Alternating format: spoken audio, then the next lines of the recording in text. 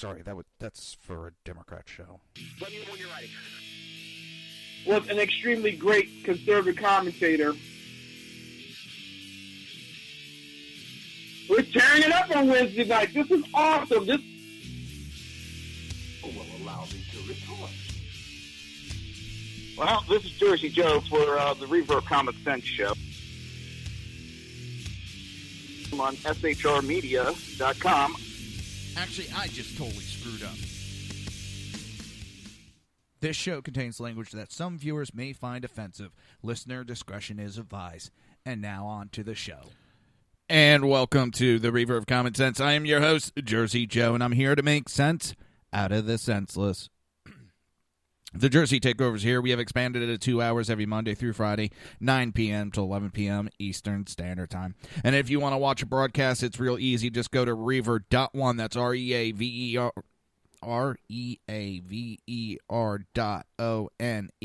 as I get a tongue twister and screw myself up. Oh, it's going to be one of those days, isn't it? It's going to be one of those days. I just know it. Now, you can also go to YouTube and check it out. Just search for SHR Media. And don't forget to hit subscribe and keep up to date on all the great shows that are here on SHR Media. All right, we're going to get on with the show. And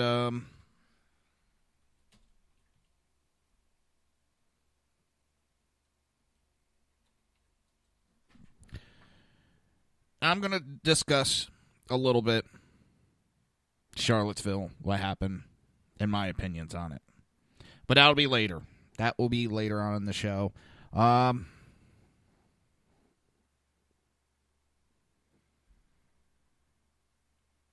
It's not a black and white issue. I hate to use that term for this, but yeah, it's not a black and white issue just to say this side's right, that side's wrong. But PETA is going to a new level. PETA, if you don't know who they are, is the People for the Ethical Treatment of Animals. Well, this animal rights group says dairy cows are raped. Dairy cows are raped to produce milk. The organization attempts to equate artificial insemination of farm animals to women being raped and human trafficking sex crimes. When a human is forcibly and involuntarily violated sexually, it's called rape. PETA posted on their website announcement of a propaganda video. When animals on factory farms are forcibly and involuntarily violated sexually, it's called artificially insemination. Female cows, pigs, turkeys are routinely raped. Their bodies are violated through artificial insemination.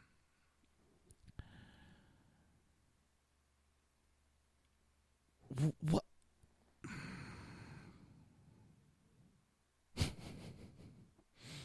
See, this is why most of these groups cannot be taken seriously.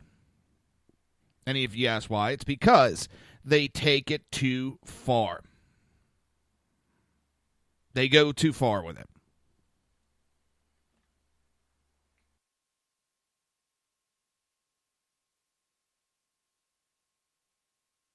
They take an idea of protecting animals, make sure they're treated properly, and then they go to this extreme and say that the animals are being raped. They're being raped because they're artificially inseminated. Holy, oh my God. Why?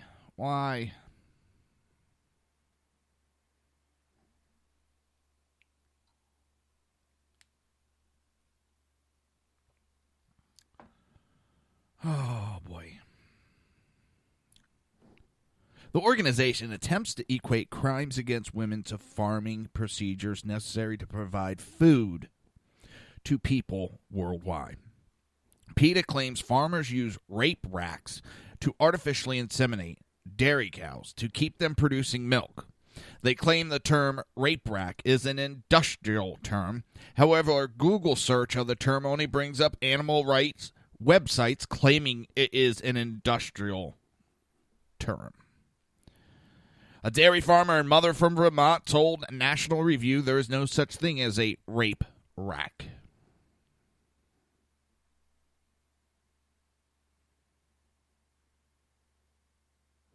Checking out the video feeds. Come on.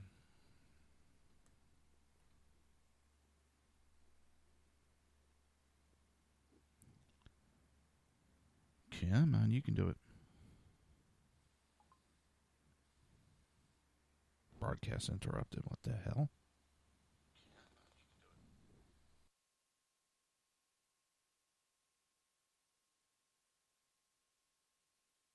Oh, boy. I think there's something up with Facebook right now. So if you're watching through Facebook Live, I apologize. Something is going on with the feed.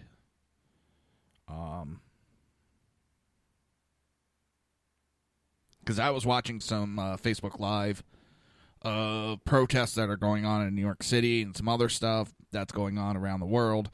And it was real choppy. I couldn't get a good Facebook Live broadcast from anybody.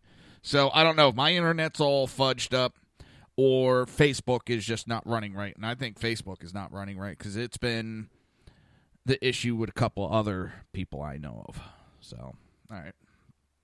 We'll get back to talking about how cows are raped to produce milk, cheese, and so forth. And they say that a rape rack is a industrial term, but when you talk to dairy farmers and you Google it, it does not come up. That's a term created by vegan/animal activists. The dairy farmer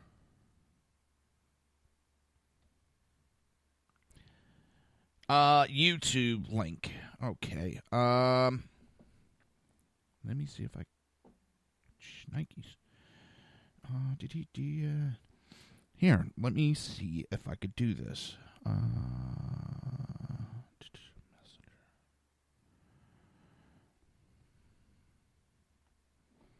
Actually, I'm going to send it to you, Jenna.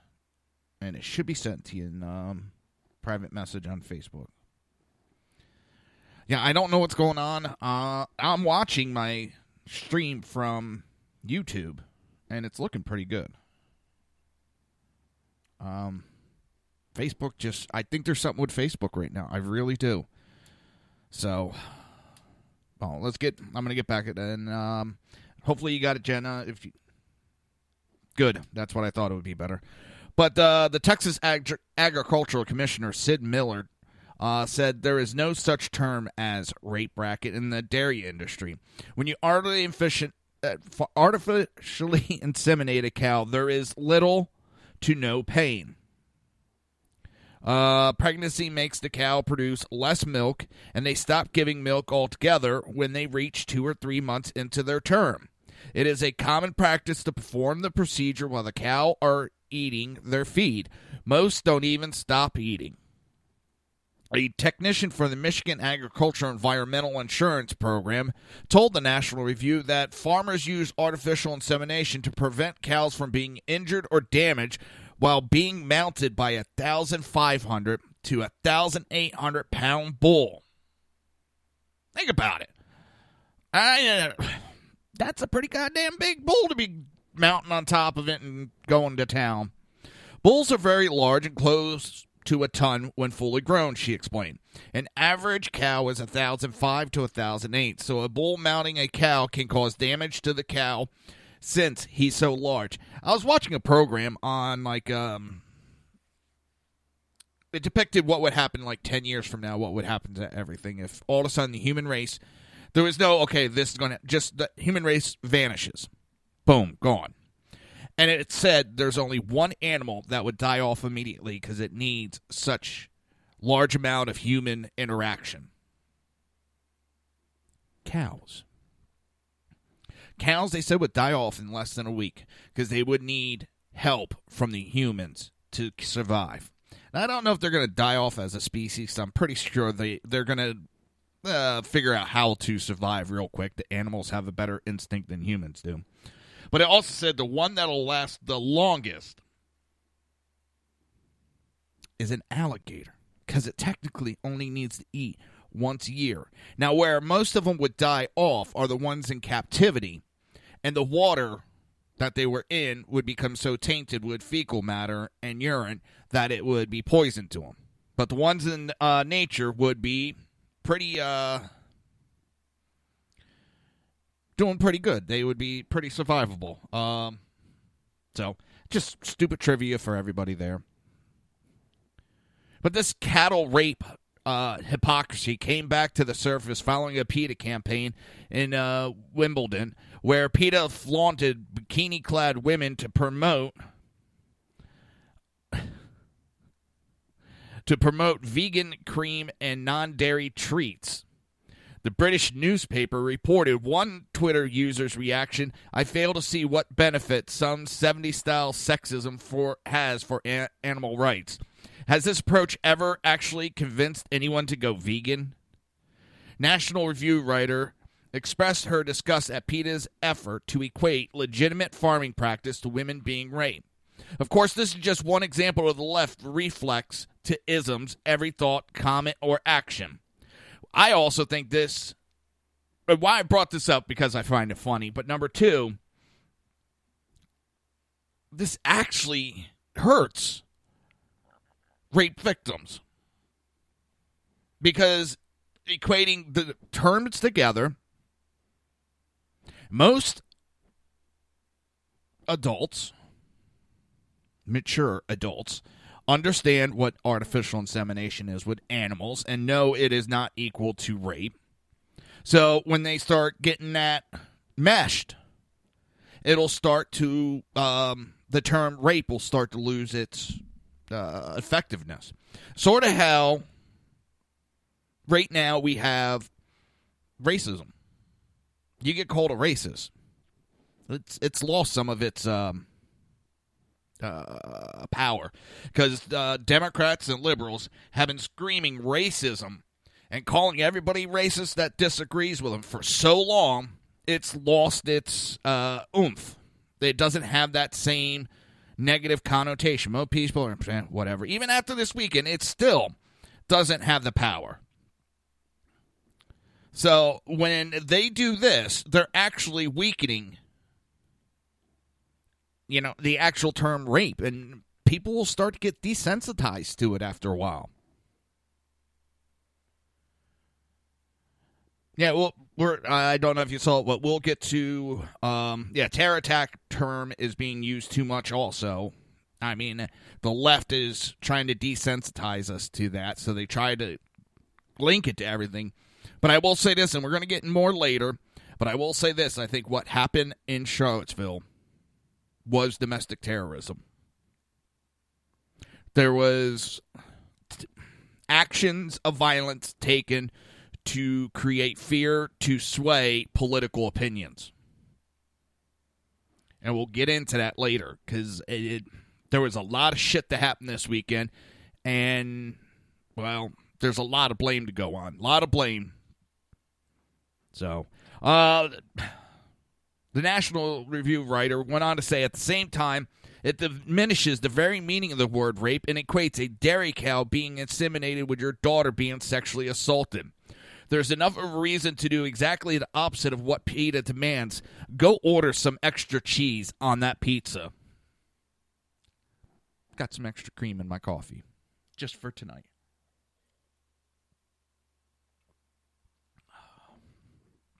Now, I don't do this often. I really don't. Every now and then, when I'm going to pick up my daughter, I'll switch over and I'll listen to Rush for a little bit. It's not often I do it. If there's nothing playing good, I'll switch over just to hear what he has to say. It's not that I don't dislike Rush. I'm not a big fan of Rush. I am not a hater of Rush. I try to stay away from all commentators like that, because I noticed when I was listening to certain commentators over and over again, subconsciously I started to emulate them. I started to pick up some of their just how they report the news. So to keep it me, I try to stay off it. But what caught my ear is he was talking about that on thehill.com. He read an article where the former Mueller deputy on Trump's case, the former, okay, let me get this right. When Mueller was director of the FBI, his deputy, the guy's name was Phil Mudd. He's now a CNN counter-terrorist analyst. So this guy worked in the government. He's worked as a CIA agent. He worked for the FBI when Mueller was the director. And on Thursday, he told host Jake Tapper, what the hell? I can't talk all of a sudden. He told host Jake Tapper that the government is going to kill President Donald Trump because he doesn't support them. Quote, "Let me give you one bottom line as a former government official," Mudd began. "The government is going to kill this guy." Now, I always hear all the theories on why JFK was assassinated. And it always comes back to he pissed off the establishment. He was going to expose a lot of the dirty, underhanded nature of Washington, D.C. So that's why they had him killed off. So now this guy's saying from his sources, basically that's what's going to happen. Now, Trump defends Vladimir Putin, their State Department, and the CIA officers are coming home. And what that is people are actually taking serious. When Putin kicked out all those officials from Russia over the sanctions, Trump, being a smartass that he is, and to try to one-up Putin, said, "Thanks for doing that. You're saving us a bunch of money." Well, now some of these people actually think Trump is being serious and thanking him. When it's a backhanded comment, he's not actually thanking him, but he's trying to say, "Don't bother me, you just saved me a lot of money." Well, supposedly these State Department CIA officers are coming home. They're all pissed because they think Trump doesn't back them. And at Langley and in Foggy Bottom at State Department headquarters, CIA and the state, they're saying, "This is how you defend us." We saw the same thing in this transgender comment. What is the military saying to him on transgender? "Show us the policy." You know what that means inside government? Ain't going to happen. What did the Department of Justice say on Paul Manafort? "You can say what you want. A judge told us we have cause to search his home early in the morning because we don't trust the guy who was your campaign manager."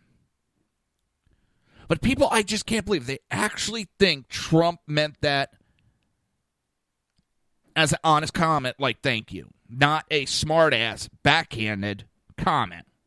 When they make stupid comments or jokes, everything's a goddamn joke when it backfires on them.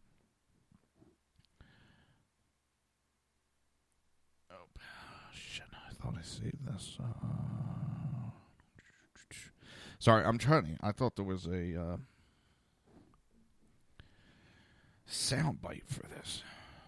Let me see something real quick.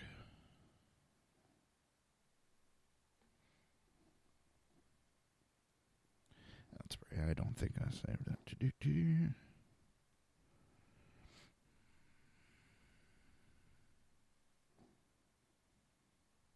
Give me 1 second. I'm unprepared again.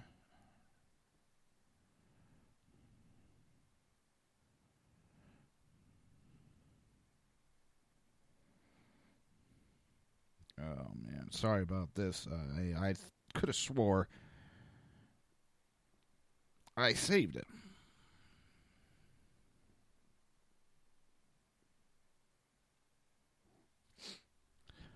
Shouldn't be that hard. Videos.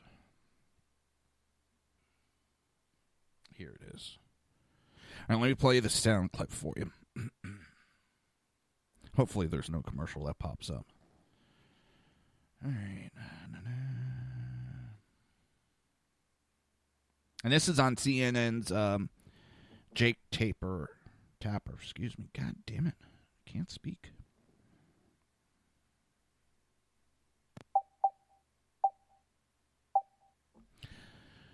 All right, come on. Fucking internet's wacky. I've never seen the internet this bad. As an excuse, and I think other people should press him for a better answer. What was your response, Phil Mudd? A couple surprises. Let me give you one bottom line. As a former government official, government's going to kill this guy. He defends Vladimir Putin. Their State Department and CIA officers are coming home. And at Langley and in Foggy Bottom, CIA and State, they're saying, this is how you defend us? We saw the same thing in his transgender comments. What is the military saying to him on transgender? Show us the policy. You know what that means inside government? Ain't going to happen.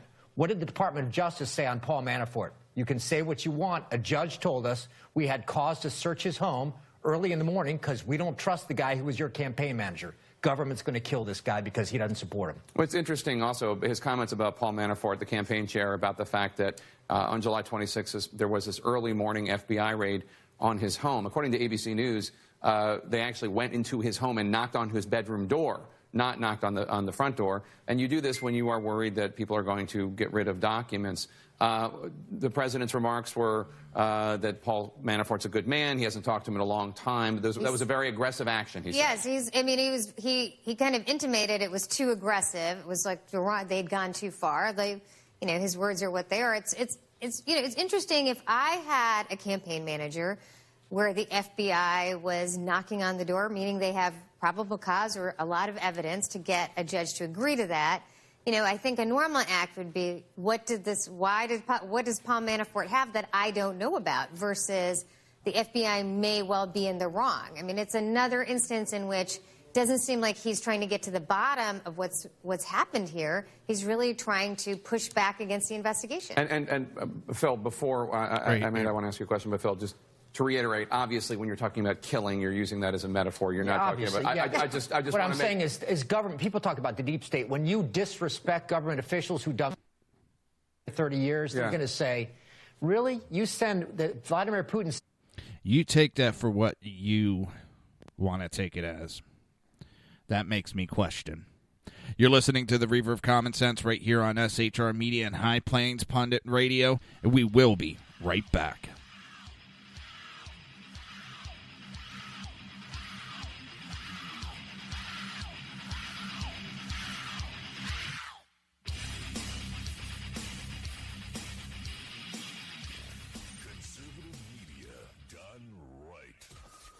Listening to the SHR Media Network.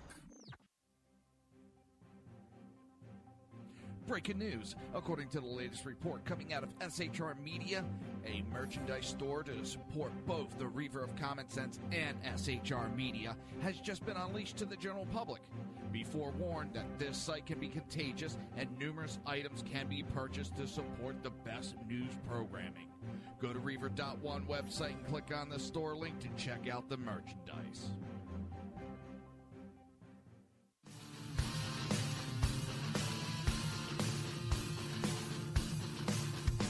You have been listening to Reaver of Common Sense, hosted by my dad, Jersey Joe.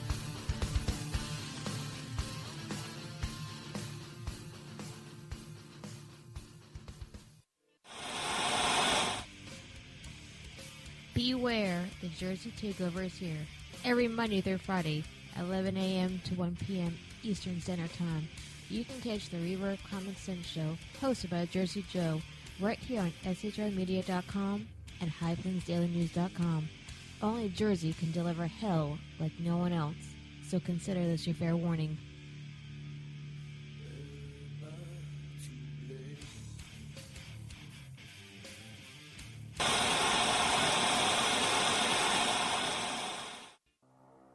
In a world controlled by corrupt politicians, You got a business. You didn't build that. a team of ordinary men emerge from the ashes to give voice to the voiceless and hope to the hopeless. Sackhead Sean. Dude, I'm not saying calf for the stupid pro. Sackhead Clint. All good friends of ours usually show up drunk. Also starring Sacco as the producer. I'm a little bit drunk, 'cause I'm drinking. They are the Sackheads Radio Show. every Wednesday at 8 p.m. Pacific on shrmedia.com.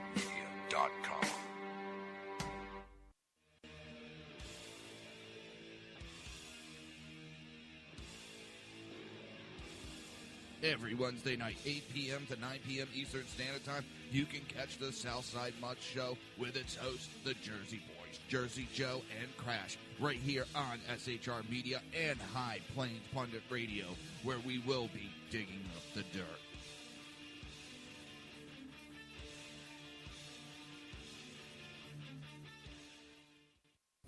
Times are dark. The people misled by corrupt politicians, lied to by establishment media, and deceived by the false messages of Islam. A nation in confusion needs a guide. It needs a man with a cane. I'm Dave Milner. Join me on Spreaker, SHR Media, High Plains Talk Radio, Live Rebooting Liberty, and YouTube for a unique brand of commentary on the unpleasant blind guide. Because truth is not always pleasant. If you miss a show, don't worry. You can catch the replays two ways, rebootingliberty.com or the Reaver of Common Sense.com. While you're there on Reaver of Common Sense, don't forget, drop in your email and keep up to date with everything going on, or click the like button on the Facebook widget. Now on to the Reaver of Common Sense.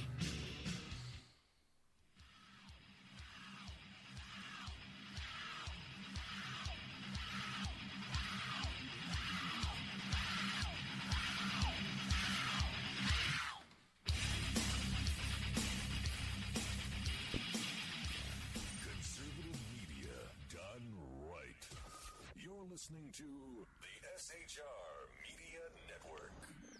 This show contains language that some viewers may find offensive. Listener discretion is advised. And now on to the show. And welcome back to the Reaver of Common Sense. I am your host, Jersey Joe, and I'm here to make sense out of the senseless. The Jersey Takeover is here. It is expanded to 2 hours every Monday through Friday, 9 p.m. to 11 p.m. Eastern Standard Time. And if you want to watch a broadcast, it's simple. Well, there are a couple different ways you can go. You can go to Reaver.1, click on the SHR TV button, or you can go to YouTube and search SHR Media. While you're there, Jenna, don't forget to hit the subscribe button. God damn it, I got a sniffly nose. When you hit the subscribe button, you will keep up to date of all the SHR Media shows and get updates whenever there's a new one coming out, and they come out daily. Our lineup has expanded so greatly. We have so many live shows. It's unbelievable, and we're still growing. We're still getting bigger. So I saw this one, and I had myself a good laugh. I had myself a great laugh. Because Trump is, hang on, why is that doing that? Trump went after China. And there's still negotiation with China going on. So they're kind of backing down to us right now. And then North Korea starts its shit. And now what does China do? This is bigger than most people lit on. This is bigger than liberal media wants to lit on. North Korea's patron in Beijing appears paralyzed by conflicting strategic priorities during the current crisis. Although the Communist Party, Oregon Global Times, did publish an editorial declaring that China would remain neutral if North Korea starts a war, but intervene on North Korea's behalf if the U.S. and South Korea attempt a preemptive strike. I was saying, Jenna, don't forget to hit the subscribe button. Basically, what this does, if North Korea launches on us or any of our protected countries, China's not going to do anything. China's not going to back them. China's not going to get involved. Only if we do a preemptive strike will they get involved. And they said, basically, and we'll get more in the article, but basically, if we go and try to take out Kim Jong-un, they'll get involved. Otherwise, if North Korea starts this like they keep threatening, they're like, yep, you guys are on your own. You are on your own, which that is a big difference than what's been going on for years now. Because for years, it was no matter what North Korea did, China backed them. And no other president has been able to get China into this stance. Bill Clinton couldn't. Bush couldn't. Obama sure as hell couldn't. Trump, in 6 months, 7 months, all of a sudden, China's backing down and not backing North Korea. But yet, we're supposed to believe Trump's doing so bad. And Trump doesn't. And Trump is supposedly not doing good with Korea. Yeah. The Chinese government may eventually seek some diplomatic wiggle room by insisting the Global Times is but a newspaper printing an editorial, and the piece is written in a style of newspaper editorial lecturing officials about what they should do. But few outside observers would be willing to pretend that China's state-run media is anything but a mouthpiece for its authoritarian government. The Washington Post is among many media outlets that regards Global Times editorial as an official message directed at North Korea.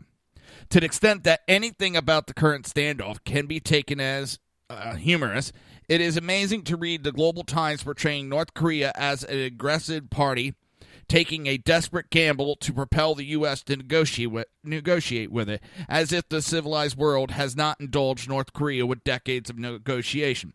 And that's the other thing that really pissed me off, and I think I went off on it Thursday or Friday.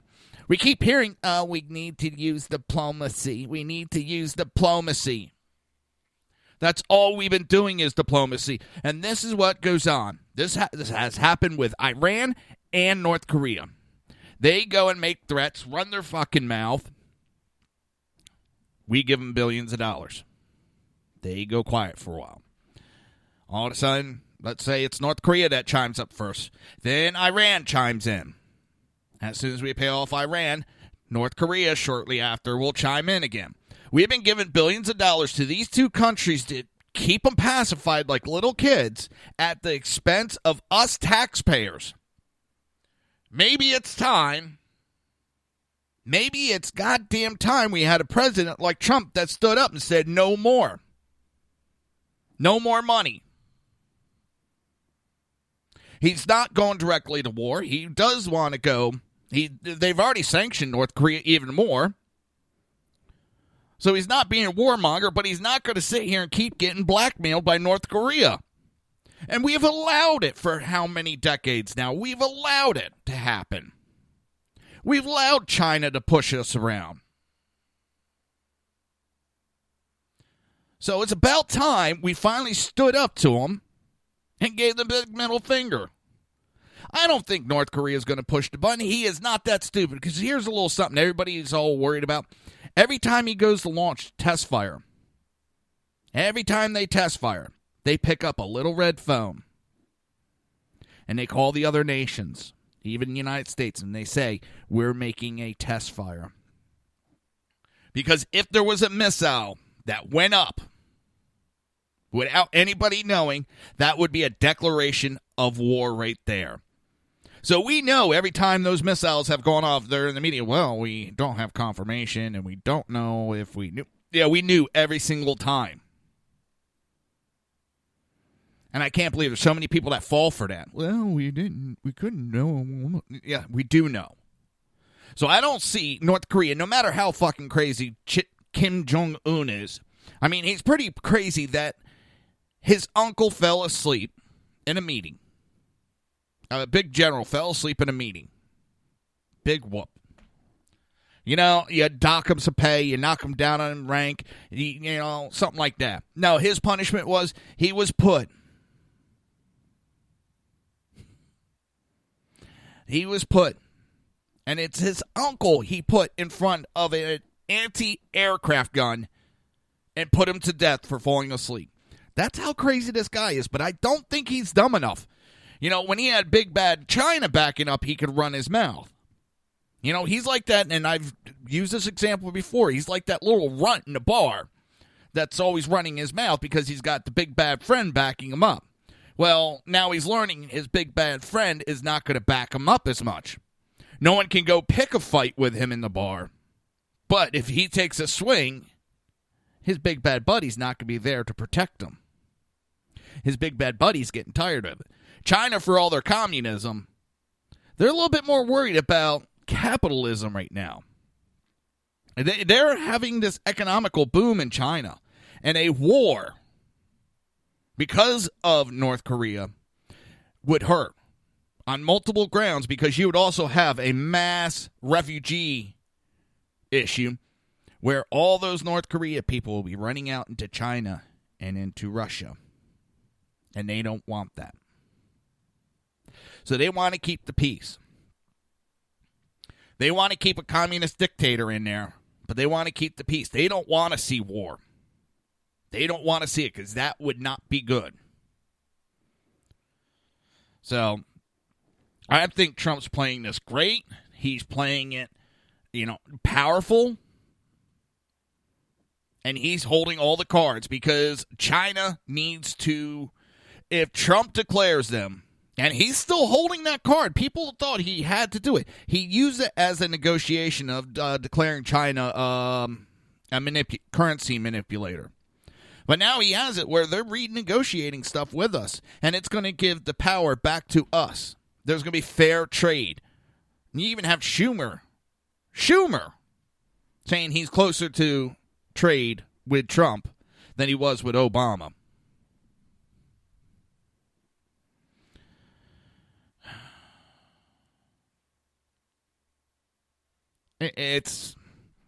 We already have also, Japan has put up Patriot missiles and a bunch of other anti-aircraft weapons, and they've already said if anything was fired in our direction, Japan can intercept it on us. So if you're sitting there worried about an attack from Korea, don't. It's really, that one doesn't bother me. That one doesn't worry me. I don't see an issue popping up.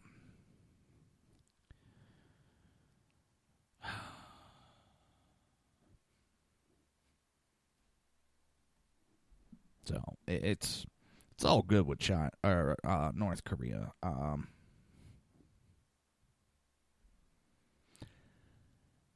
But it's amazing how so many of the left are jumping up and protecting North Korea. They're protecting a communist, crazy dictator. They're picking him over our own leader. That's what really amazes me. I can't believe so many have done that. It's showing you where their loyalty lies. It's amazing. And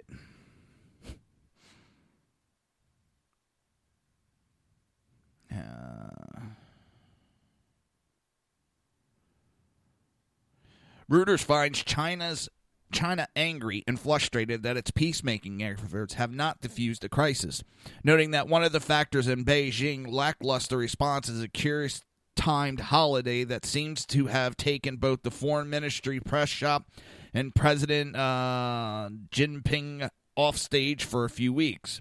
An Asian diplomat also reminded Reuters that China is involved in a rather odd border dispute with India at the moment.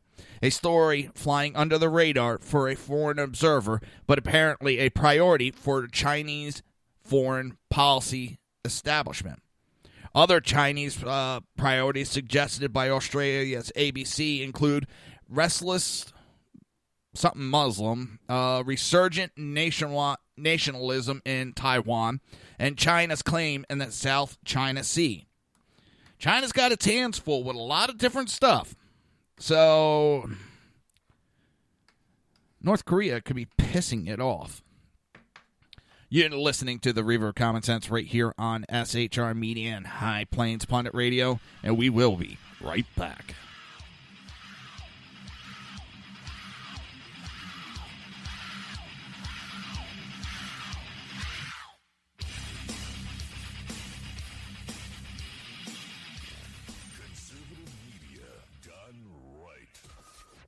listening to the SHR Media Network. Breaking news. According to the latest report coming out of SHR Media, a merchandise store to support both the Reaver of Common Sense and SHR Media has just been unleashed to the general public. Be forewarned that this site can be contagious and numerous items can be purchased to support the best news programming. Go to Reaver.one website and click on the store link to check out the merchandise.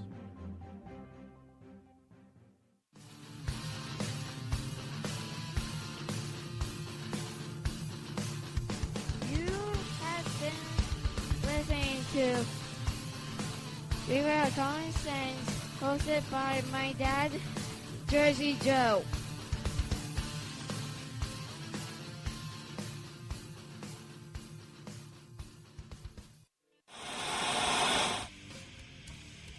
Beware, the Jersey Takeover is here. Every Monday through Friday, 11 a.m. to 1 p.m. Eastern Standard Time.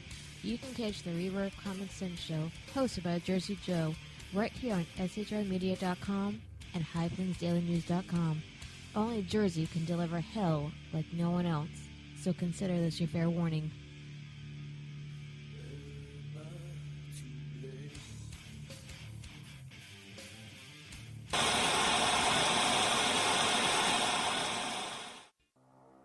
In a world controlled by corrupt politicians, You got a business. You didn't build that. a team of ordinary men emerge from the ashes to give voice to the voiceless and hope to the hopeless. Sackhead Sean, Dude, I'm not saying Catherine is stupid, bro. Sackhead Clint, All good friends of ours usually show up drunk. also starring Sacco as the producer. I'm a little bit drunk, I'm a little bit drunk, 'cause I'm drinking, drinking, drinking. They are the Sackheads Radio Show. Every Wednesday at 8 p.m. Pacific on shrmedia.com.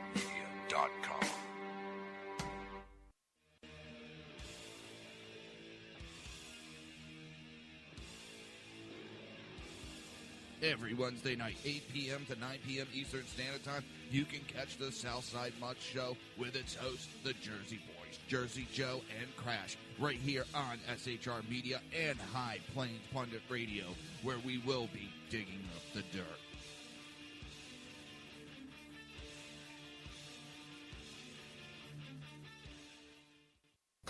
Times are dark. The people misled by corrupt politicians, lied to by establishment media, and deceived by the false messages of Islam. A nation in confusion needs a guide. It needs a man with a cane. I'm Dave Milner. Join me on Spreaker, SHR Media, High Plains Talk Radio, Live Rebooting Liberty, and YouTube for a unique brand of commentary on the unpleasant blind guide. Because truth is not always pleasant. If you miss a show, don't worry. You can catch the replays two ways, rebootingliberty.com or the reaverofcommonsense.com. While you're there on Reaver of Common Sense, don't forget, drop in your email and keep up to date with everything going on, or click the like button on the Facebook widget. Now on to the Reaver of Common Sense.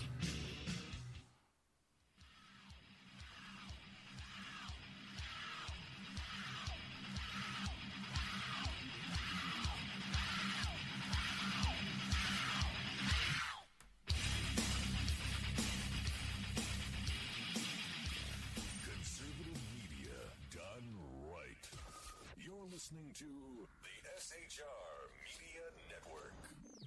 This show contains language that some viewers may find offensive. Listener discretion is advised. And now on to the show. And welcome back to the Reaver of Common Sense. As those watching the video got me watch, check the sharpness of a blade real quick. Yes, I get bored in between the breaks. Very easy. Simple mind, simply amused. The Reaver expansion is here. We have expanded by 2 hours every Monday through Friday, 9 p.m. to 11 p.m. Eastern Standard Time. And if you want to watch a broadcast, it's easy. Just go to Reaver.one. That's REAVER.ONE. And click on the SHR TV button. It's that simple, people. It's simple. So simple, a liberal can do it. Still trying to teach my mom how to do it, though. Oh, she hears that one, she'll bitch slap me. So, everybody, now, you know how I feel about the approval ratings. I think they're very tainted. But it's funny when you have the left-leaning approval ratings, and he jumps, I think it's 6 points. And he's up to 45% in the days following the president suggesting U.S. military action against North Korea, a poll released Friday shows. Trump's approval rating increased from 39% last week, according to a daily presidential tracking poll by conservative-leaning Romson's report. The president approval rating is now at 37%, according to nonpartisan Gallup polls, with a new report scheduled for Monday. Trump's predecessor, former Barack Obama, had an approval rating of 54% at roughly the same point in his history. And when you look at these polls, you could very easily see where they have a heavily influence of Democrat and Independent in the polls. There's a heavy amount towards that compared to the Republican. So, yeah, never trust the polls. But this one...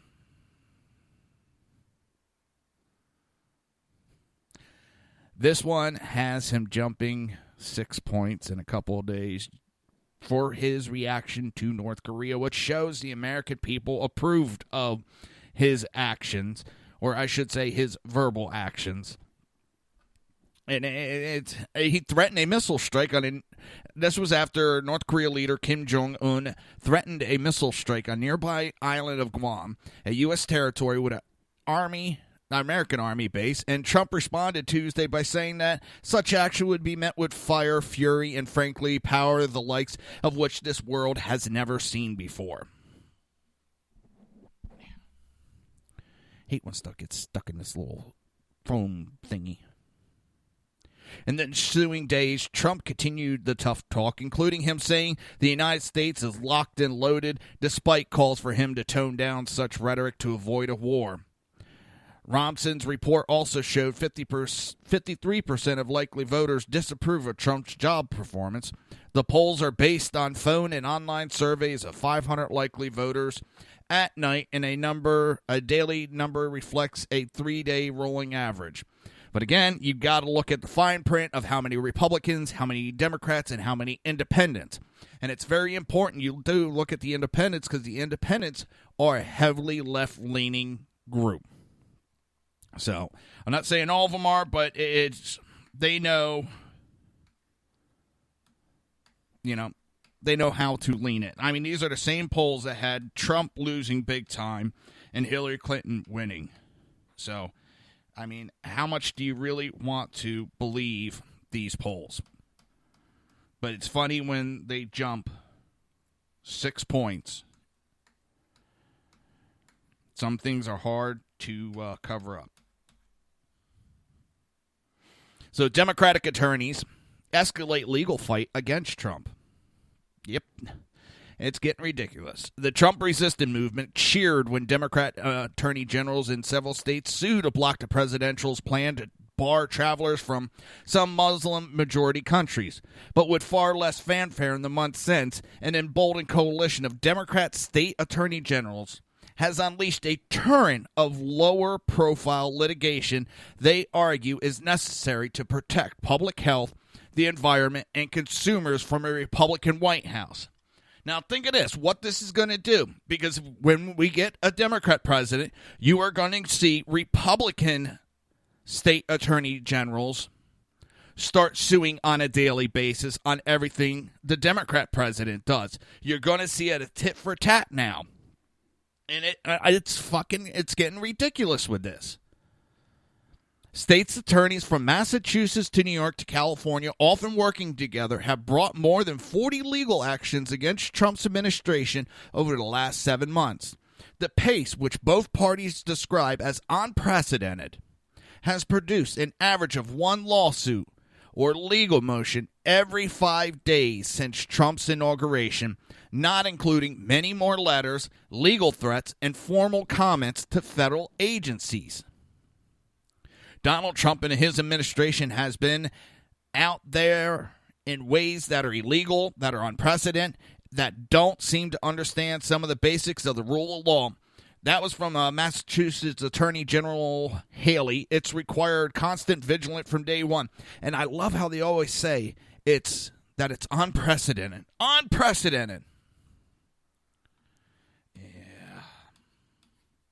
They love using that because it sounds important but means jack shit. All right, seriously, it means nothing. It's unprecedented. That's how things become precedent, by people doing it, you jackass.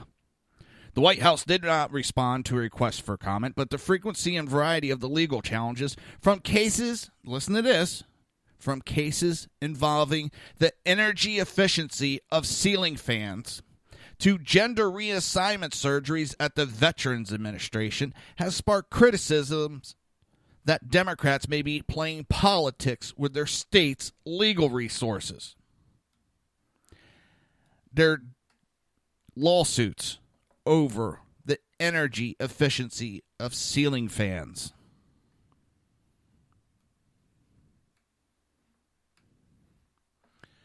That is a big waste of money.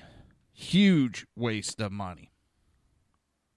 Arkansas Attorney General, who chairs the Republican Attorney General Association, said she's increasingly concerned that her Democrat colleagues are using these lawsuits for grandstanding to challenge the president.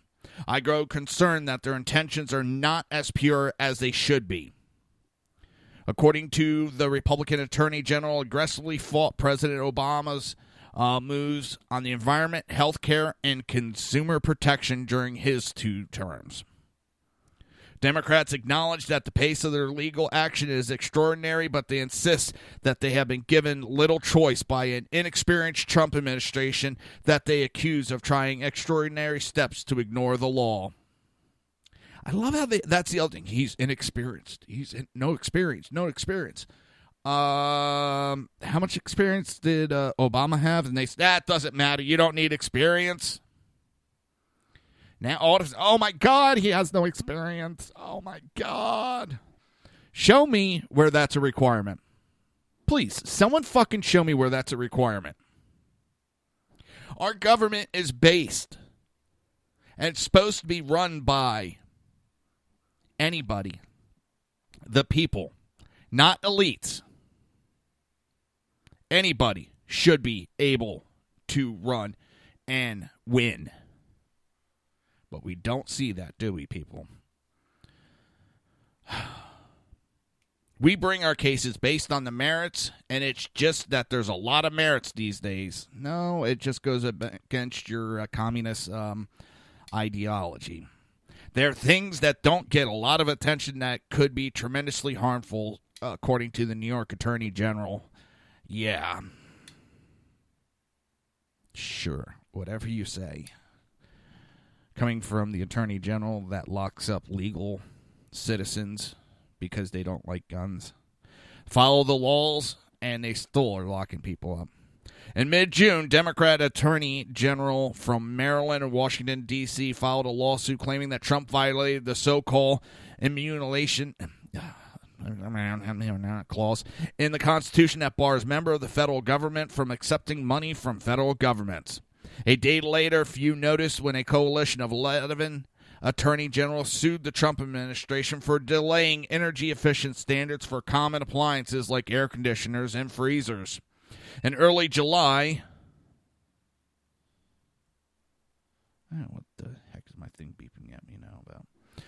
In early July, 19 Democrat attorney generals sued Department of Education Secretary Betsy DeVos for delaying a rule years in the making, intent to protect students from predatory lending related to for-profit college. That same day, 6 attorney generals intervened in another lawsuit against Trump's EPA for allowing the use of pesticides they said was linked to health problems in children.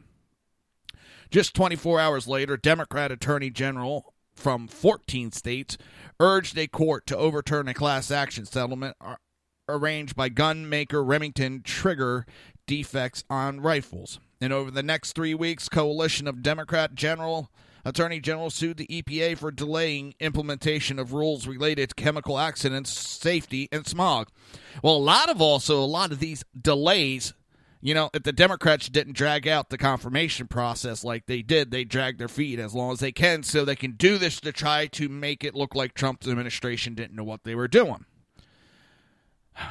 We're busy, California Attorney General said. It's been made easy by the Trump administration because of their lack of foresight in the way they have approached some of these things. Pennsylvania Attorney General estimates his office is involved with roughly 50 legal action against Trump administration. Aware that Trump won Pennsylvania in the last fall's election, he cast his aggressive steps in political terms. I would hope that I would never have to file another legal action against the federal government, the Trump administration. But that would require the Trump administration to follow the rule of the law. Jeez, I know I'm not even going to get into slinging mud. That just, oh my God. They're overplaying their hands. They are overplaying their hands. They're playing partisan politics. They're using people's tax money to do it. Because they still can't get over they lost a fucking election. They lost an election, and they can't get over it.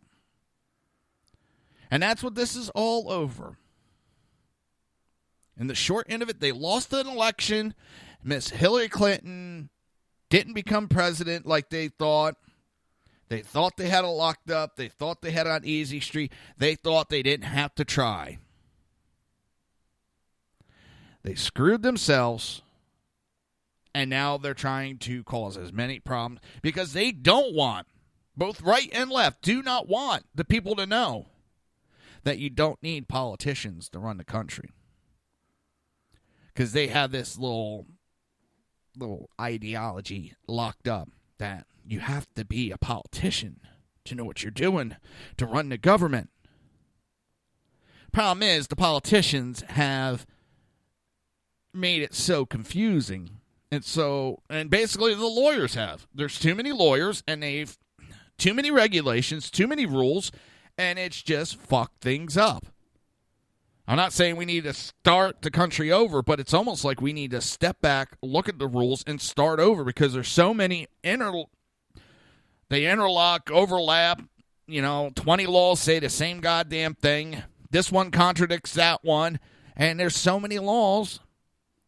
Probably, God knows how many people have forgotten about. I mean, don't tell me we haven't, because there is laws we've forgotten about. Some states, it's illegal to have sex other than missionary position. Shit, we forgot that was on the books. It's illegal in some states to sleep with your girlfriend. It's here in Florida, there's a law that if you park your elephant, you must pay the parking meter. Come on. And there's ridiculous laws on the books. And there's probably there on the federal government that have made it so difficult to get anything done. And they like it like that because that means they don't have to do nothing. And we've seen it. McConnell doesn't want to do nothing. He wants to drag shit out. He wants it nice and slow. He doesn't want to do anything. He wants to run his mouth, make it seem like he's doing something, make it look like he's doing good for the American people without actually doing anything, so he can't be blamed for anything. We've had McCain promise and campaign on repeal. Repeal came about. What'd he do? Stabbed us right in the back and sided with the liberals. You're listening to the Reaver of Common Sense right here on SHR Media and High Plains Pundit Radio, and we will be right back.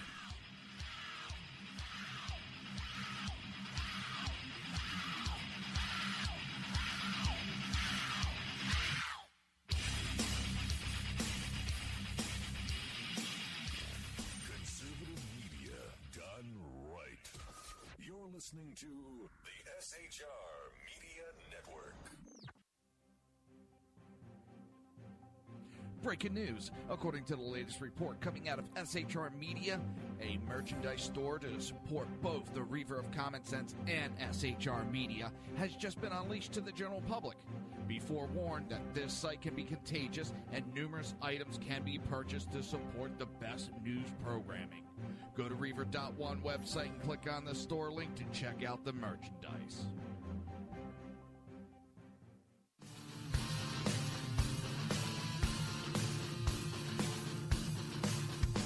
You have been listening to Reaver of Common Sense, hosted by my dad, Jersey Joe.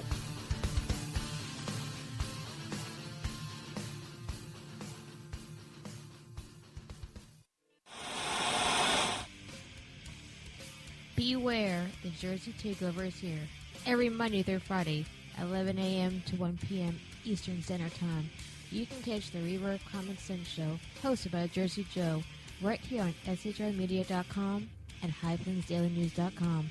Only Jersey can deliver hell like no one else, so consider this your fair warning.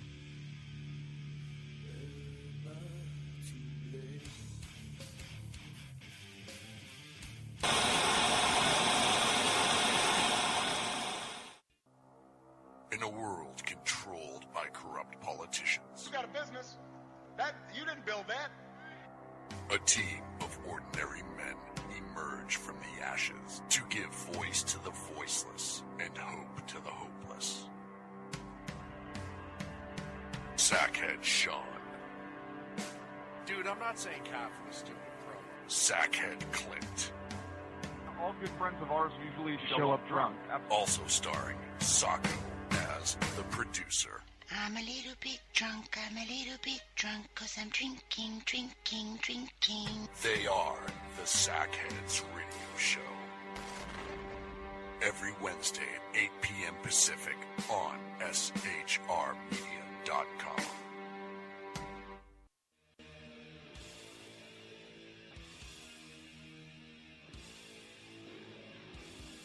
Every Wednesday night, 8 p.m. to 9 p.m. Eastern Standard Time, you can catch the Southside Mutt Show with its hosts, the Jersey Boys, Jersey Joe and Crash, right here on SHR Media and High Plains Pundit Radio, where we will be digging up the dirt.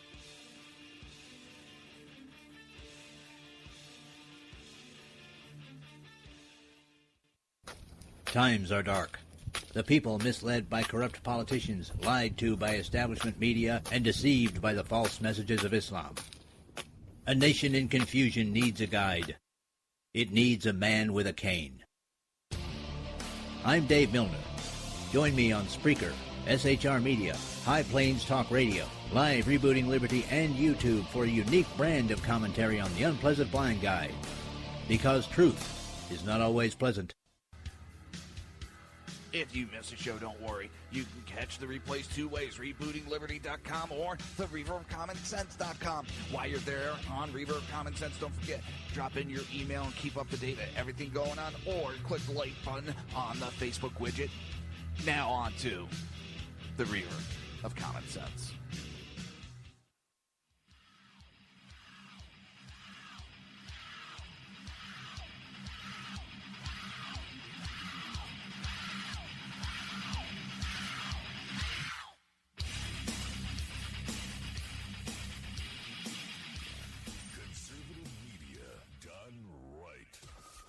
Listening to the SHR Media Network. This show contains language that some viewers may find offensive. Listener discretion is advised. And now on to the show. And welcome back to the Reaver of Common Sense. I am your host, Jersey Joe, and I'm looking to, well, make sense out of the senseless. And how you doing, Dan? Hopefully you're doing good and your wife is doing good.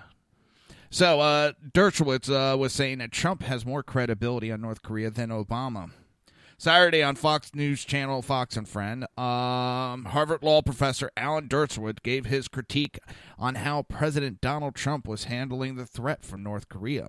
He noted at this point, Trump has more credibility than his predecessors, Barack Obama, given how Obama handled the Syria situation. One hopes that the president is not doing what President Obama did years ago when he created a red line with Syria and then it failed to comply. I think that probably Donald Trump, President Trump at this point, has more credibility. I suspect he's believed because he's so unpredictable. We saw today that North Korea responded in kind, so it's hard to second guess. Some presidents have taken the position of speak softly and carry a big stick. That was Teddy Roosevelt. Other presidents have spoken forcefully and loudly, and it really depends on the situation. So I'm going to wait and see how it plays out before trying to second guess. What I don't like is Congress coming in now and trying to pass legislation precluding the president from taking military action if necessary. That actually blunts any presidential impact, and I think it interferes with the president's right as commander-in-chief to make decisions affecting the national security of the United States. So these are tough questions, difficult times. I think we need to take a deep breath and wait to see how it plays out. And I think Congress needs to take a step back, stop worrying about trying to politic for the elections in 2018, and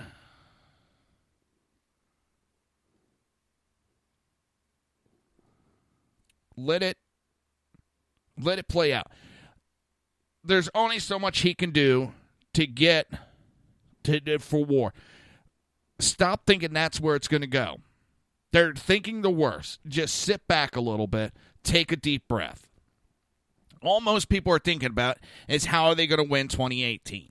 And that's all they're worried about when they run out for sound bites. And that's what a lot of politicians do nowadays. They're not actually out there to make statements on the national security. They're out there to give a sound bite that they can hopefully play during their election. They know nothing is going to go on. Everybody. Everybody. I know that. I'm dumb as dog shit, and I know nothing's going to go on. North Korea is trying to get money out of us right now. That's what's happened the last several decades. They run their mouth, yip, yip, yip, yip, yip. We give them a couple $1 billion, the way they go. Well, Trump's not going to do that. And North Korea is not in a position that it can start a major war. They know that. They know they can. They know the moment they launch, they're done with. The worst is, and it is a bad situation, but South Korea gets taken out. Now, fallout from everything spreads in the area. But for the most part, South Korea gets taken out. And that's a big thing, but in the grand scheme of things, it's not really that big of a thing. So politicians here know nothing's going to happen. All they're going out there and doing is trying to run their mouths to get sound bites for their election. Oh, I stood up to Trump. I did this to Trump, and I did that to Trump. I stood up to the president. Oh, I tried putting a thing in there that he couldn't use the military. It's all chest thumping.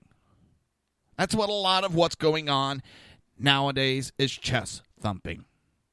They're trying to get sound bites. They're trying to sound good. So come election time, they could roll a clip. Trump's doing the right thing. He's not backing down for Korea. He's not going to war right now. But when you go into negotiations, when you go to negotiate anything, you got to have the power of everything and be willing to. And have the other party think you're going to. And that's the big thing. North Korea has to believe that Trump is crazy enough he would hit that button. But when you have our politicians running their mouths like they are denutting him in these negotiations. Why? Because they're sitting, we're going to take the power away from him using the military. And you got Kim Jong-un. Look at that. They're not going to let him use all the toys. I could use them. I could tell everybody what to do. Congress sometimes needs to know when to speak up, and sometimes they know when to shut the fuck up. Just because you have the ability to speak doesn't mean you always need to speak. And that's something everybody needs to learn sometimes, media included. When it's time to step up and speak, and other times when it's time to shut the hell up.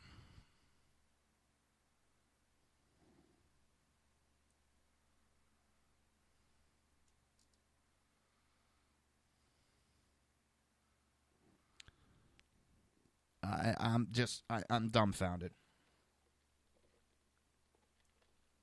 I want to play a couple minutes. Tucker Carlson was up speaking to, I think it's a IAFF firefighters union, and some of the things he says is just great. And I got to replay this just because I can. You can't, by the way, you cannot overstate the degree to which Republicans in D.C. hate Donald Trump. I mean, they really hate him. D.C. is overwhelmingly, the city of where I live and have lived most of my life, it's an overwhelmingly, 94% for Hillary, something like that. Every Prius on my street has an Obama sticker on it, okay? They come that way from the factory, but they haven't taken them off. But so of course they hate Trump because they're like, wow, who is this guy? The Republicans hate him more.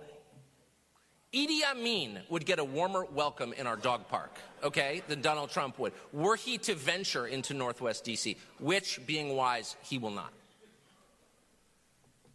And the reasons are obvious. He's a threat not just to their vision of the country, but to the sinecures they hold, to the sort of high-wage, low-work jobs, to the inside deal that they have. The drain the swamp stuff, they hated that above all. And it was a huge part of the reason Trump won. Yeah. I mean, D.C., you know how you know D.C. is corrupt? Because it's a great city to live in. I'm serious. We're the richest city in America. And that's obvious. Why wouldn't we be? We make innovative products. The world wants to buy. Oh, wait, no, sorry.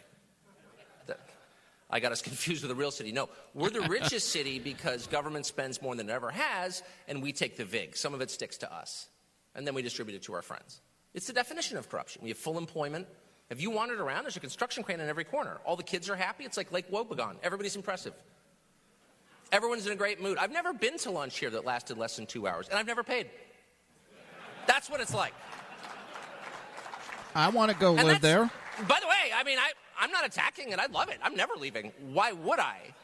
And I recommend to all of you that you move here immediately because it's great. But why wouldn't the rest of the country, a country in which the middle class is literally dying, that's real. I'm not a left-winger, by the way. I know I sound like some French philosopher, but I'm not a left-winger. I've always been a right-winger. But that's what the data show. And by the way, have you been there? It's true. And so why wouldn't the rest of the country look on at this and say, that's disgusting? The people may be nice, but this is unfair. This is wrong. That's the lesson that the Republican Party should have learned from this. And really learned it, not just mouthed the bumper stickers. I've said it. They did not learn any lessons from any introspection. They got overtaken by Trump. Instead, they decided that it's all about Trump. Now, if I can just say, in the interest of being totally fair, Trump thinks it's all about Trump, too. That's true. Sorry. He does. He thinks everything's about him, and if you were to ask Trump, why did you get elected, he would say, I'm a great guy. I spent 1.5 years on the road covering this, totally changed my politics, totally changed my view of America, just getting out there, as traveling places and talking to people always does change you, which is why you should do it. But in that 1.5 years, I never met a single person who said, I'm voting for Trump because just the kind of guy I want to babysit my kids. You know what I mean? Or I'm leaving for the weekend, I want him to stay with my wife and balance my checkbook while I'm gone. That's him. I never met one person who said, I was kind of on the fence about Trump until I saw that Access Hollywood tape. And then I thought, he's speaking to me. Not one person said anything like that. And I met thousands of people who were voting for Trump. I called the election early because I just met because I kind of could see what this was about. It was never about him. It was about what he represented. It was about what he was saying. Actually, in some ways, it was about the issues, too. He was bringing up issues that nobody ever talked about in D.C. Bingo. Immigration and trade. And by the way, I'm not taking a position on either one. I'm just telling you that in Washington, we never debated either issue, ever. Not one time. I've never heard anybody And so many mention Americans are talking about that, Why? and Because we don't they debate things. refuse to. Debate things. We debate things that the law of the sea treaty is like a huge debate here. I'm not even sure what it is.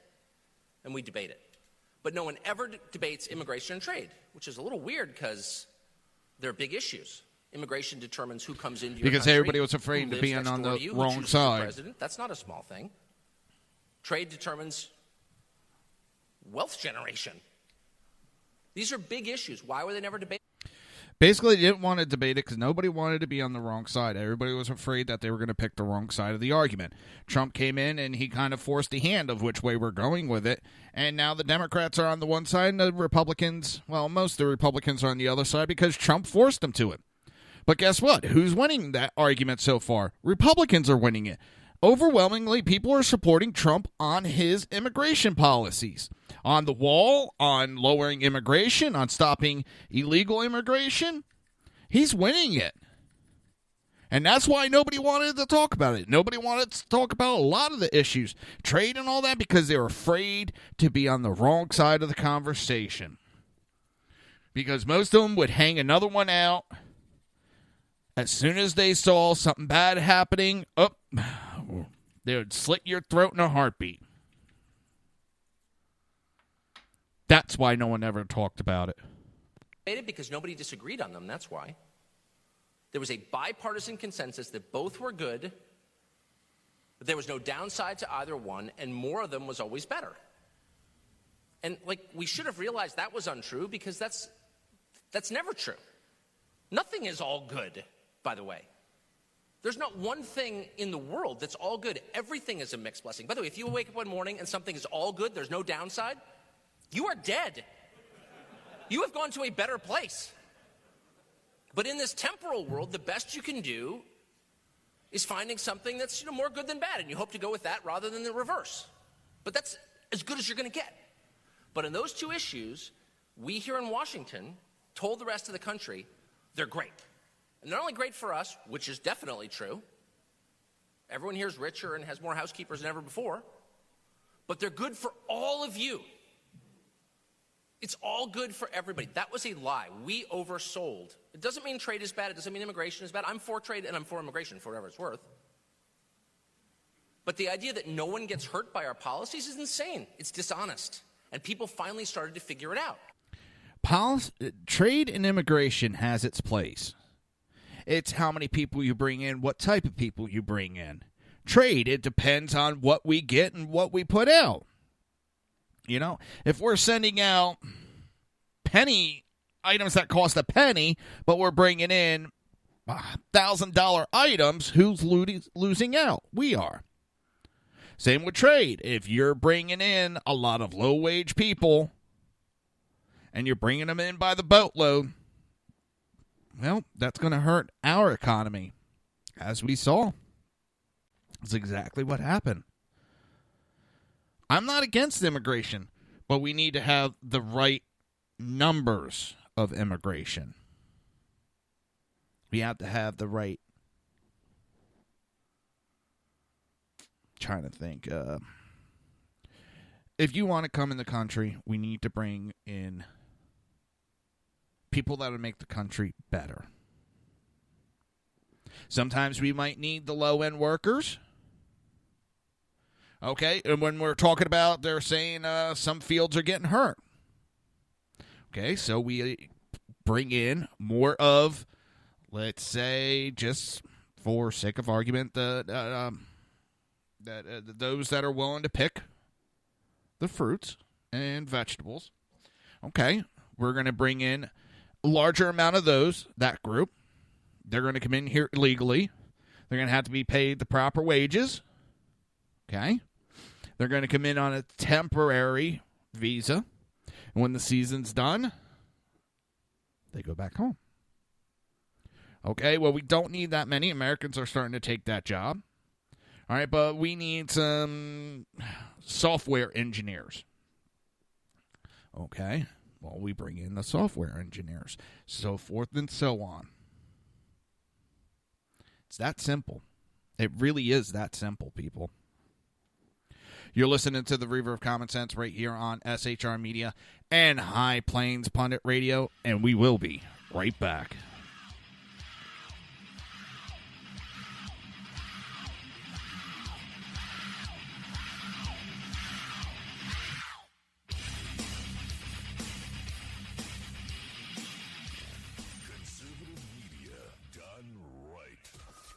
Listening to the SHR Media Network.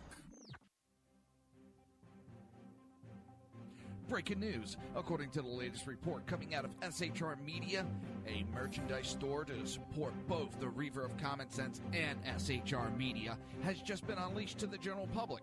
Be forewarned that this site can be contagious and numerous items can be purchased to support the best news programming. Go to Reaver.one website and click on the store link to check out the merchandise.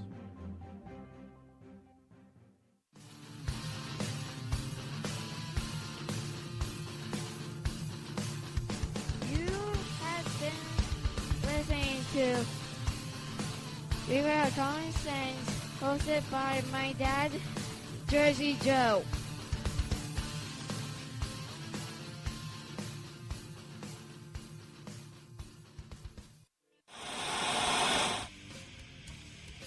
Beware, the Jersey Takeover is here. Every Monday through Friday, 11 a.m. to 1 p.m. Eastern Standard Time. You can catch the Reaver of Common Sense show, hosted by Jersey Joe, right here on SHRmedia.com and HighPlainsDailyNews.com. Only Jersey can deliver hell like no one else, so consider this your fair warning.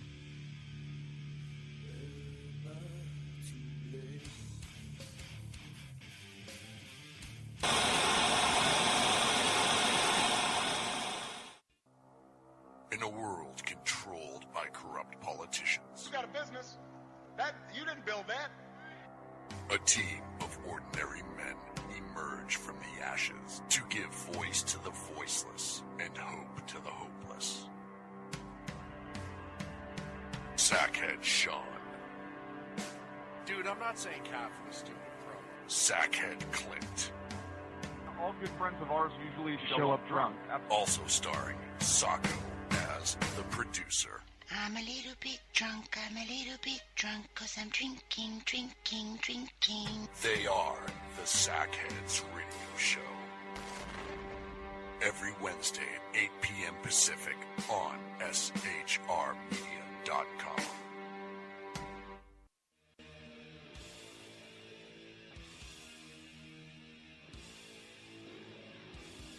Every Wednesday night, 8 p.m. to 9 p.m. Eastern Standard Time, you can catch the Southside Mutt Show with its hosts, the Jersey Boys, Jersey Joe and Crash, right here on SHR Media and High Plains Pundit Radio, where we will be digging up the dirt.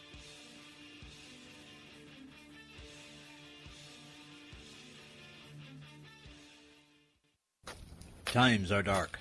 The people misled by corrupt politicians, lied to by establishment media, and deceived by the false messages of Islam. A nation in confusion needs a guide. It needs a man with a cane. I'm Dave Milner. Join me on Spreaker, SHR Media, High Plains Talk Radio, Live Rebooting Liberty, and YouTube for a unique brand of commentary on the unpleasant blind guide. Because truth is not always pleasant. If you miss a show, don't worry. You can catch the replays two ways, rebootingliberty.com or the reaverofcommonsense.com. While you're there on Reaver of Common Sense, don't forget, drop in your email and keep up to date with everything going on, or click the like button on the Facebook widget. Now on to the Reaver of Common Sense.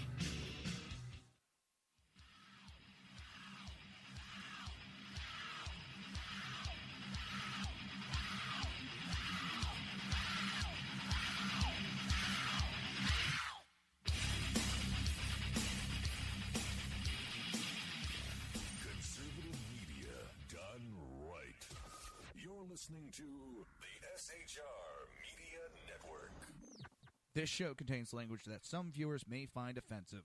Listener discretion is advised. And now on to the show. And welcome back to the Reaver of Common Sense. I am your host, Jersey Joe, and I'm here to make sense out of the senseless. The Jersey Takeover is here. We have expanded to 2 hours every Monday through Friday, 11 a.m. till, 9 p.m. to 11 p.m. Eastern Standard Time. Oh, man, I can't believe I screwed that up. Oh, God. Oh, Lord, I gotta play this. I just came across just the title, White People Should Die, Tucker Carlson Takes on Liberal Professor. I gotta play this with everything that's going on. I got to.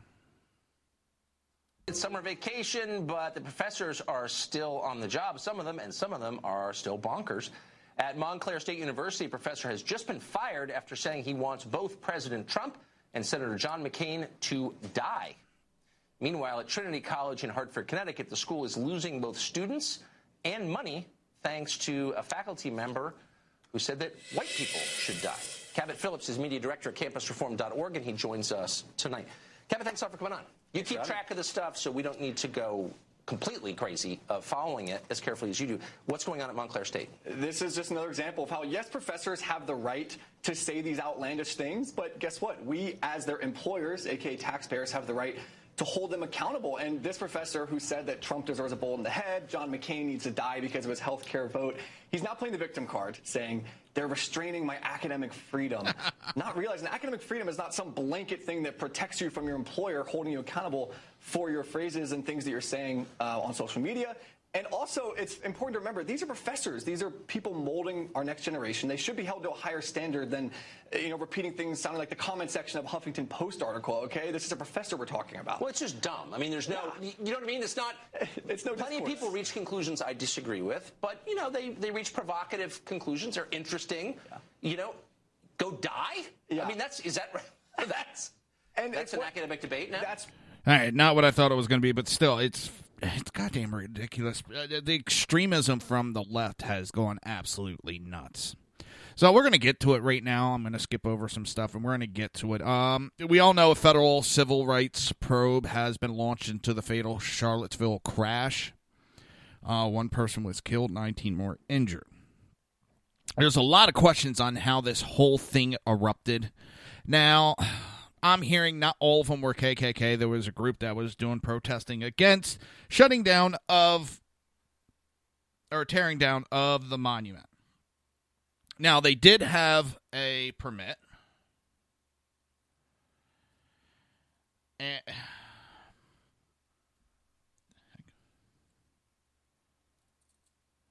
They did have a permit, which is kind of makes me go, why do you need a permit for free speech? I thought that was one of the things guaranteed. But, okay. That's for a different discussion. They had a permit. Now, the governor is a left-leaning lunatic liberal. Same with the mayor. Now, even if it is the KKK and neo-Nazis that were the only ones that were doing the protest, as much as I disagree with what they have to say, I fucking hate what they have to say. Not unfortunately, they have the right to say it. They have the First Amendment right to say it. That's been stated multiple times. It's Supreme Court's ruled on it. They have the right to say it, whether I agree with it or not. And yes, I do disagree 100% with it before anybody tries to go that route. Now, they got the permits to go out there and do this protest. A federal court had to uphold it because the mayor yanked it, or the governor yanked it, one or the other.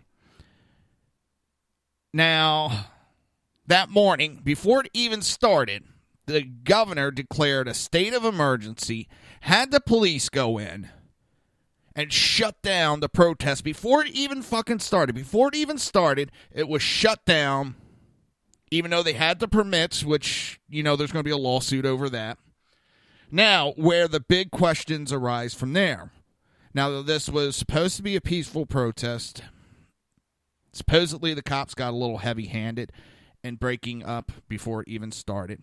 Now, what they did is instead of keeping everything separated, they pushed these protesters straight into Black Lives Matter and Antifa counter-protesters, which that erupted into violence right there. We know Antifa is very violent. They've used it on multiple occasions.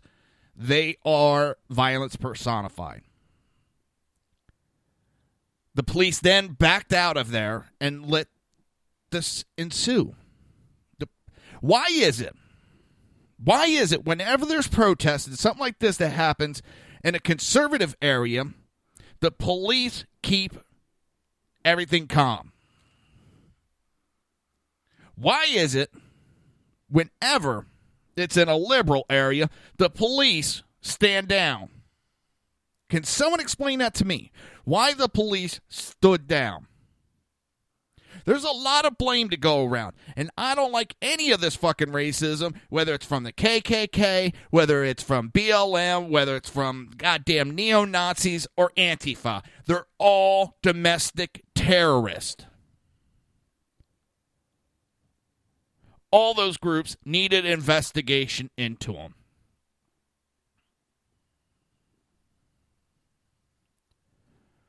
There was a peaceful protest planned. Again, whether I like what they have to say or not, they're allowed to fucking say it. As much as I hate what they have to say, they have a right to say it.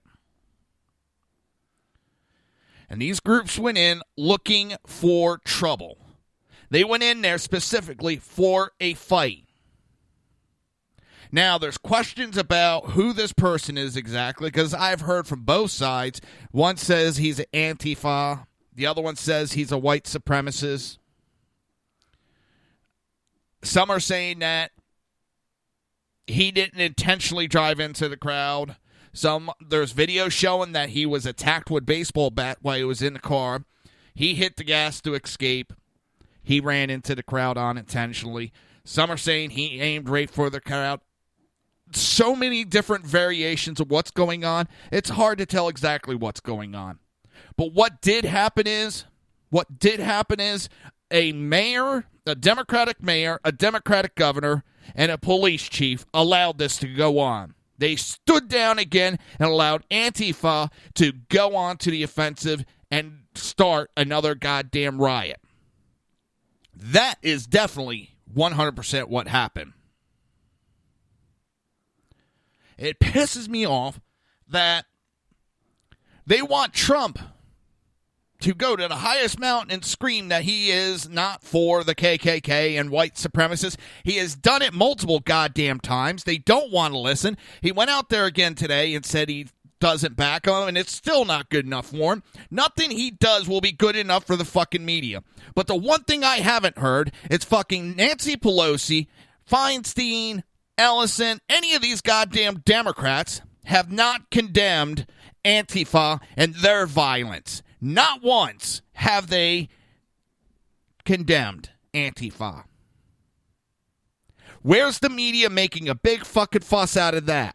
Antifa has started so many goddamn riots in the last year, and no one's held them to a standard. Democrat governments keep letting them get away with murder. They keep telling their police to stand down while Antifa goes and starts riots, beating people. We now have one person dead and 19 injured.